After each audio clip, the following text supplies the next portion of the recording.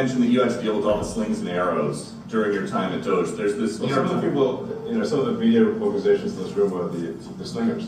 Well, so there is a New York Times report today that accuses you of blurring the line between. Is the New York Times, is that the same publication that's got a Pulitzer Prize for false reporting on the Russiagate?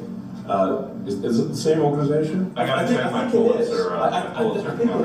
It is. I think the judge just ruled against the New York Times for their lies about the Russiagate hoax, and that they might have to give back that Pulitzer Prize. That New York Times. Let's move on. Okay. Next question. For the record, the Pulitzer the Times one has not been rescinded, and it was about the Trump-Russia connection. The judge ruled that Trump's defamation suit against the Pulitzer Board over awards given to coverage of Russian interference in the 2016 election can proceed, but that's all.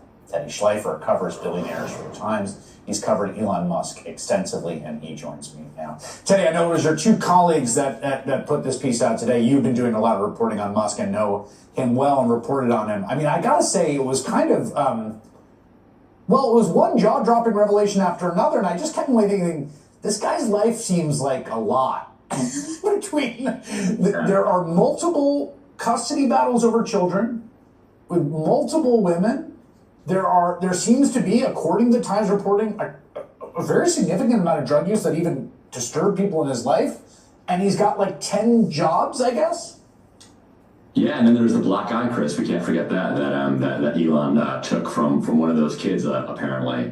Look, he has a obviously a sprawling social life, and the reason why I think it matters for viewers or for Donald Trump or for Tesla or SpaceX shareholders is these companies are really the Elon Musk show. As we saw with Doge, it is the Elon Musk show. As we see with Tesla, a lot of people buy stock in Tesla because they believe in Elon Musk's. So his personal life is very much commingled with his corporate life, and it's impossible to assess Elon's ability to lead these companies if you don't know things about how many drugs he is doing.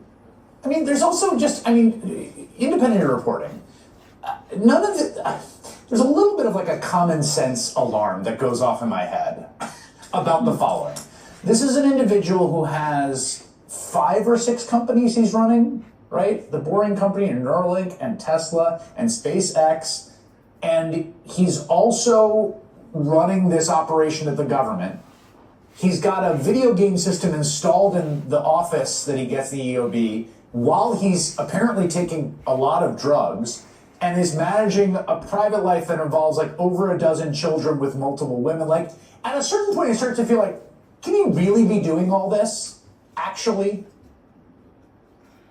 Well, I mean, there's been some credible reporting that he's not even really playing the video games, so I think that's an important caveat here on the Elon Musk resume. That's the most damaging thing I say today. But look, I mean, Musk clearly is a believer that there's in the Messiah complex here, right? The reason why he got involved in the Trump campaign is because he believed that he could save Western civilization from the problems of illegal immigration and crime, and only he can fix it. He even said that if he lost in Wisconsin in that judicial race earlier this year, that American Western civilization would crumble. The reason why he is so overextended, I think, is related to the way he sees his role in the world, which is, if I don't create Tesla, no one's going to create Tesla. If I don't create XAI, no one's going to create XAI. And if I don't save, America from crippling deficits and debt, then Donald Trump is cooked. So, the reason why he is, in fact, having so many children based on our reporting is in part because of this belief that, he is the type of person who should kind of continue to populate the world. So these things are not just coincidental. He is doing all these things motivated by a core belief in kind of his own power.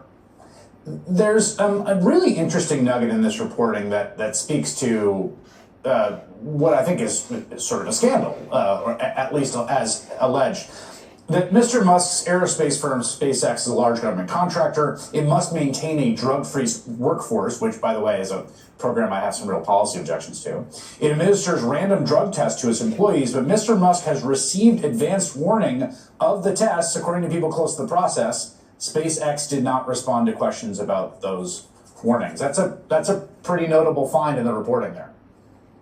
Yeah, I mean, my colleagues Kirsten and Megan did a great job of excavating that fact, and obviously that would be true even if Elon Musk was not at the Department of Government Efficiency, right? I mean, he is going to be leaving, going back to SpaceX, today or tomorrow, or maybe is already there, and that you would think that if SpaceX read this New York Times story, their policies might change, but maybe not. SpaceX, by the way, we should say in the new budget, some of the details of which we got further today, later in the day, would likely stand to be one of the biggest beneficiaries of enormous cuts to NASA that are being proposed by Donald Trump as Elon Musk goes out the door. Just one of the many obvious conflicts, probably the biggest in terms of government contracts with Elon Musk and the government. Teddy Schleifer, New York Times.